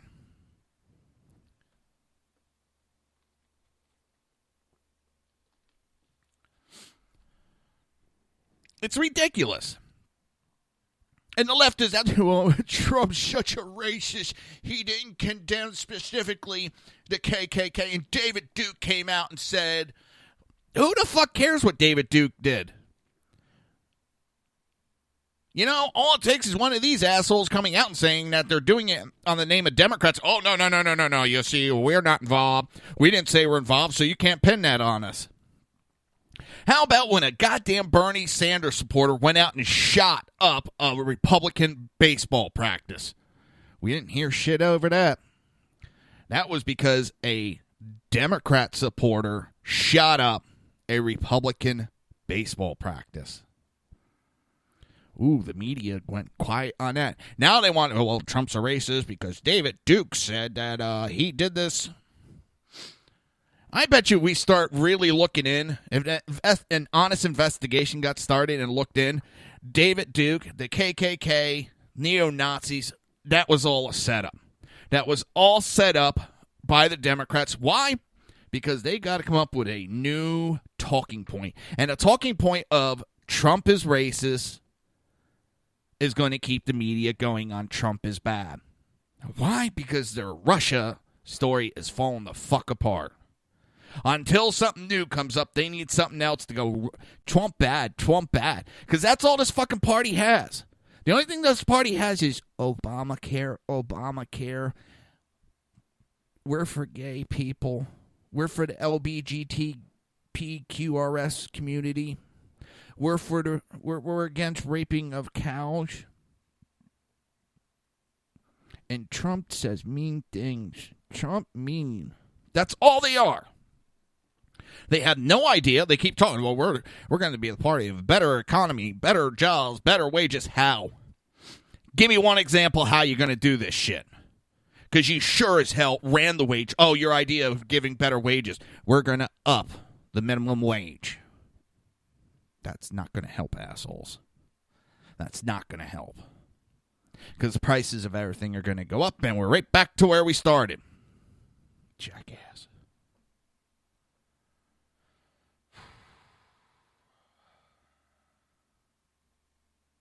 I'm just so sick of this shit that's going on. It's disgusting. I don't hear any of my liberal friends out there bitching about Antifa, starting the violence that happened. And again, I don't agree with what they said, what they say. They have freedom of speech to go out there. And maybe if the liberals weren't so dead set on hiding history and covering up Robert E. Lee. Robert E. Lee was against the separation. He was pretty much against what the South did, but because of where he was born, he felt necessary to lead. And I also seem to remember a government, a U.S. government, that pardoned, I think the correct word would be pardoned all Southern Confederate soldiers and gave them the same rights and benefits as a U.S. soldier. They got VA benefits when they got old enough. Confederate soldiers got United States VA benefits because they were pardoned and brought back into the family and said it was just a bad time in U.S. history. Everything's good. We're all together again. But now we got the Democrats who are trying to hide their history. They're just going up and trying to destroy everything about history because they wanted to cover up that they were the party of slavery. That hurt them this election, too, because more people keep pushing that. You know, they keep pushing that they're for the minorities, and it was really pushed on a national level. Trump really pushed it, that it was the Democrats that were behind it. So now they got to go and hide it. But, we never hear it. I would love to hear. If you want to get rid of these monuments because it so reminds you of racism, then let's do away with the Democrat Party ASAP. Because they were the actual party that backed slavery. So we should ban them immediately like they're banning these statues. It's the same goddamn thing.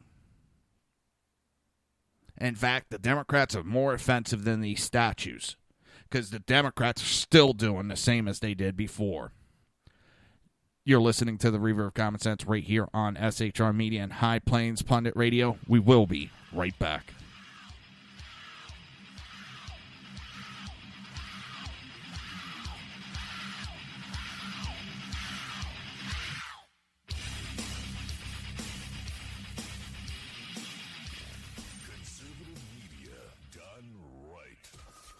Listening to the SHR Media Network. Breaking news. According to the latest report coming out of SHR Media, a merchandise store to support both the Reaver of Common Sense and SHR Media has just been unleashed to the general public. Be forewarned that this site can be contagious and numerous items can be purchased to support the best news programming. Go to Reaver.one website and click on the store link to check out the merchandise.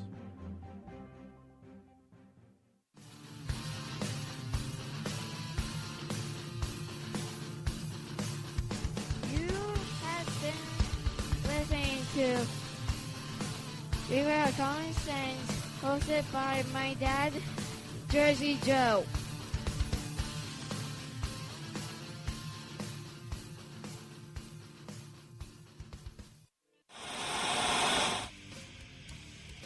Beware, the Jersey Takeover is here.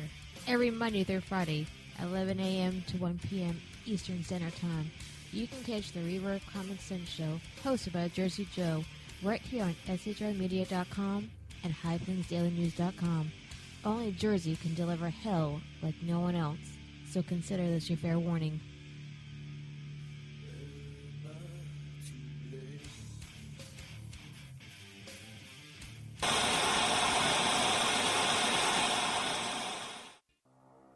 In a world controlled by corrupt politicians, You got a business. That you didn't build that. a team of ordinary men emerge from the ashes to give voice to the voiceless and hope to the hopeless. Sackhead Sean, Dude, I'm not saying Catholic, stupid pro. Sackhead Clint, All good friends of ours usually show up drunk. also starring Sacco as the producer. I'm a little bit drunk, I'm a little bit drunk, 'cause I'm drinking, drinking, drinking. They are the Sackheads Radio Show. Every Wednesday at 8 p.m. Pacific on shrmedia.com.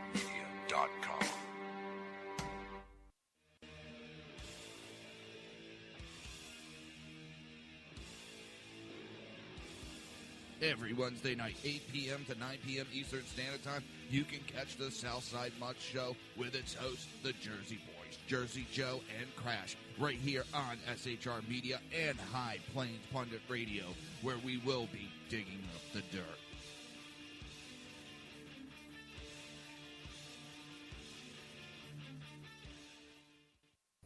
Times are dark. The people misled by corrupt politicians, lied to by establishment media, and deceived by the false messages of Islam. A nation in confusion needs a guide. It needs a man with a cane. I'm Dave Milner. Join me on Spreaker, SHR Media, High Plains Talk Radio, Live Rebooting Liberty, and YouTube for a unique brand of commentary on the unpleasant blind guide. Because truth is not always pleasant. If you miss a show, don't worry. You can catch the replays two ways, rebootingliberty.com or the reaverofcommonsense.com. While you're there on Reaver of Common Sense, don't forget, drop in your email and keep up to date with everything going on, or click the like button on the Facebook widget. Now on to the Reaver of Common Sense.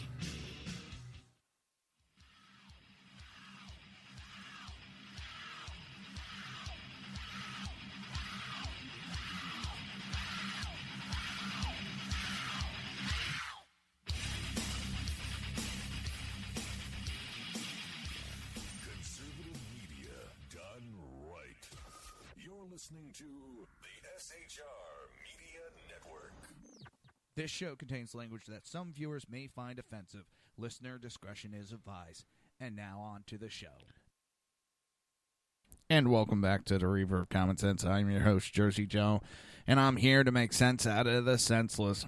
The Jersey Takeover is here. We have expanded to 2 hours every Monday through Friday, 9 p.m. to 11 p.m. Eastern Standard Time. And if you want to watch a live stream, just go to Reaver.one. That's REAVER.ONE, and click on the SHR TV button. Oh man, I'm stammering and stuttering. And the left is trying its hardest to link all this to Donald Trump.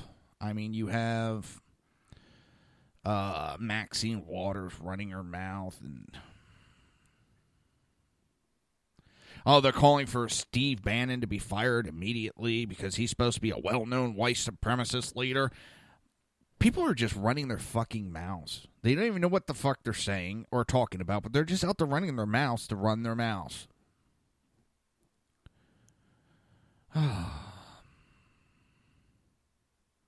It's just, but yeah, Maxine Waters. I'm trying to.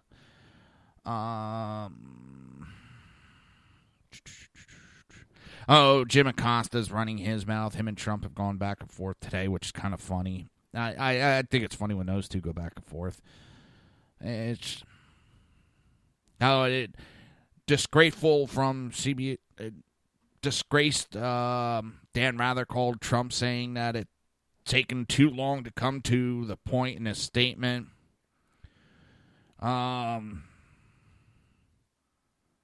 They constantly they're going to pick on anything, and they're just going to keep hitting them and hitting them and hitting them. It's, I don't know. It's a joke. It really is a joke anymore. But Jeff Sessions shut down NBC's attempt to associate Trump with neo-Nazis. Attorney General Jeff Sessions defied the establishment media's attempt to smear President Donald Trump using an article on the Daily Stormer neo-Nazi website.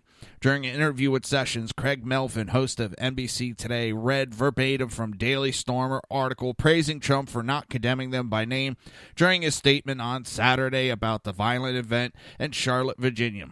Isn't that proof that the president didn't stand up sufficiently to white supremacists on Saturday, Marvin asked.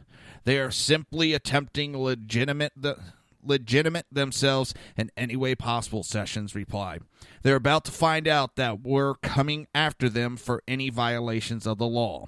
Trump said his administration condemned in the strongest possible terms this egregious display of hatred, bigotry, and violence on many sides, setting off critics who thought he should have condemned neo-Nazis by name. It has no place in America, referring to hatred and bigotry displayed in Charlottesville, calling for a restoration of law and order. Now, I asked my wife, who is, registered Democrat, and she said, yeah, that was good enough for what he said. She understood what he meant by it. On Sunday, a White House official clarified the president's statement to answer critics.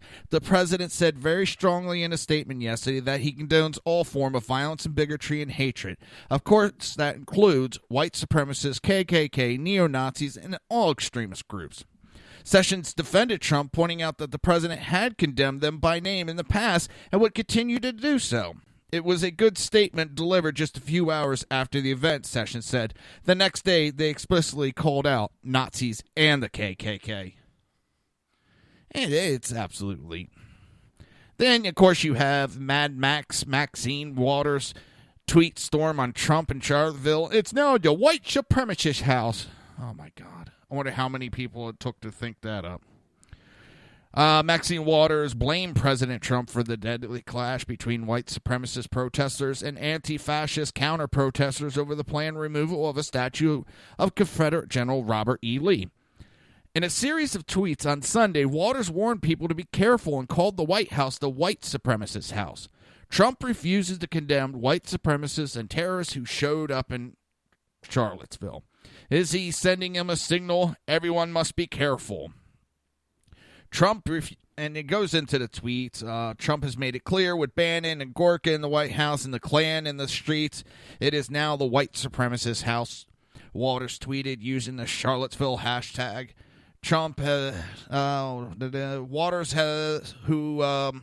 Waters also associated the president with former Imperial Wizard of the Ku Klux Klan, David Duke.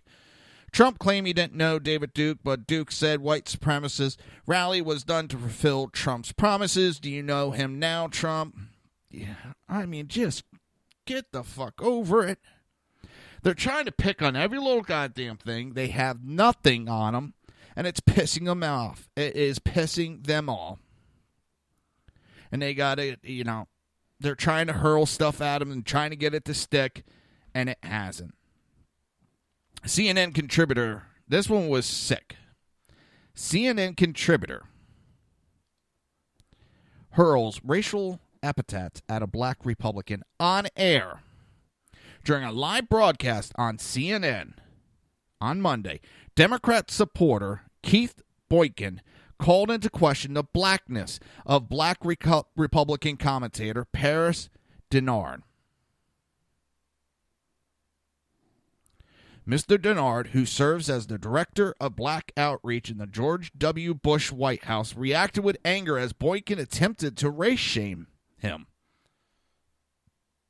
Hang on, I'm trying to pull up the damn soundbite. I think I do. My damn tablet. Oh, I didn't want to do that.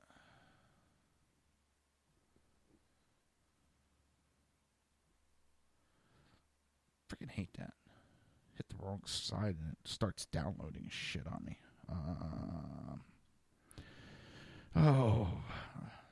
Fire me. Go ahead and fire me. I'm behind the 8 ball. Allegation of Uncle Tom behavior are often hurled by left-wing activists as a means to silence or shame minorities who lean conservative. Recently, the phenomenon spread to Muslims or ex-Muslim who find their political allegiance on the right of the political spectrum. Despite the network's host earlier urging Ken Cucciolini to apologize for telling another contributor to shut up during discussion, anchors Brooke Baldwin made no attempt to get Boykin to apologize for his on-air racism. Here, let's listen in. Go there, Paris, but the reality is that President Trump has not done enough, and I'm ashamed that you, as an African-American, Paris, will not say that. Well, Keith, I don't need you to try to pull my black card. I am well aware of my blackness and don't need you to try to classify me as being one. I understand what racism is. Keith, don't go there. Do not go there. I know what it means to be a black man in this country. I know, and I experience racism on a regular basis by being a Trump supporter and by being a proud American who happens to be a Republican. I get racist. That's the racism you experience by being a Trump supporter? I get racist comments about my family, about my mother, about my girlfriend, about my character. Every single day mostly coming from black people, Keith. If you really want to get down to it, my family's from Georgia. Keith, let me finish. My family's from Georgia. We have members of our family that went missing because of the KKK taking them up. So don't come to me and tell me about what it means to be a black person in this country. I fought every day in the George W. Bush White House. Yes, Keith, let me finish. Calm down. No. I won't calm down because I will not be attacked by you about my blackness because I happen to be a Republican and I listen to our president. Paris, you've really gone off the rails here. I am going off the rails here because you have no grounds and no respect to attack somebody like this. You're obviously very sensitive and defensive about this issue, Paris, because you have your own issues and demons to resolve. Get your guests under control. Just do me a favor. Just please get them under control because I will not come on the show and be disrespected and have my office. Oh, you can disrespect African Americans every day when you come on the show. Hang on, please. And you don't represent them at all. You don't represent the 8% of the that voted for this president. Guys, you're the spokesperson. Guys, I'm not their spokesperson, but I happen to be a black person who agrees with this president, and I'm proud that he stood up there and said what he said, denouncing the Klan, denouncing David Duke like he did in March, and denouncing the hatred, bigotry, and violence. It took him he wasn't forced to do it. He was not forced to do it. Take that conversation, have it off camera. I really would like to have a substantive conversation about. Yeah, well, he better watch how he talks about me too. I understand. And let's Paris, shut up, please, for God's sake. Why are you doing this? So you're gonna let him call me to tell me to shut up? No. Kenny Kitchener did that to Simone Sanders. It was a meltdown. Don't tell me to shut up on the show. This is preposterous, and you know it. Guys, please respect. Give me a minute, Joe. I know you've been listening to all of this. Your eyebrows have been raising. How do you view as a conservative? You know, as a beloved member of the Republican Party, we've talked at length about that. How listening to the president, listening to this conversation on this show. This is where we are now. This country. I think that the reality is that this is where we've been at as a nation for a very long time. True. So I don't think that this is necessarily something that is new. I think that for a lot of Americans, they're just finally and it cuts out there. But it's funny how he told him to shut up, and there's nothing. But earlier in their day, they made a conservative apologize for saying shut up. I love the double standards. The liberal can say and do whatever the fuck they want, but they go after conservatives all they want. All they want, and we have to apologize, but they never do. They could say whatever the hell they want. That was racism. That was just racism right there. And I'm sick of it. I'm sick of the left going on and just they're able to say whatever they want. Everybody else has to walk on eggshells. Well, you know what? Fuck them. I don't walk on eggshells around them anymore, and I haven't for a very long time. Oh, we're getting very close to the end of the show. Oh, it is. This whole thing, I honestly just think it's all set up. I think it was set up by Democrats. They need a new talking point. Russia's falling apart. They won't admit it's falling apart. They just want it to, go away. When it goes away, then they could just claim nothing ever happened. They can ignore it. So CNN has ditched its polling firm of more than 10 years amidst fake news charges. 10 years it parted ways this week with its longtime polling firm, ORC International. ORC Chief Marketing Officer confirmed that CNN did not renew their polling contract with ORC International. The polling firm worked with CNN since 2006 and had continued their partnership after the 2016 presidential election until late April. We are thankful of the opportunity we had to partner with CNN in the past and wish them well in the future polling work. That was Mackie Sim told Politico, we have no further comment at this time. CNN has instead decided to switch to a major survey research firm, SSRS. Executive Vice President and Chief Methodologist of SSRS, David Dudwin, said CNN came to its firm first to bring up the possibility of working together. At the end of the day, suffices to say they were unhappy with something. Well, the fake news that they've been pushing, they got a lot of work to do, not just polling firms. They got a lot of work to do. All right, everybody, that's going to wrap it up for the show. Don't forget, I'll be back tomorrow, 9 p.m., right here on SHR Media and High Plains Pundit Radio. Everybody, have a great day.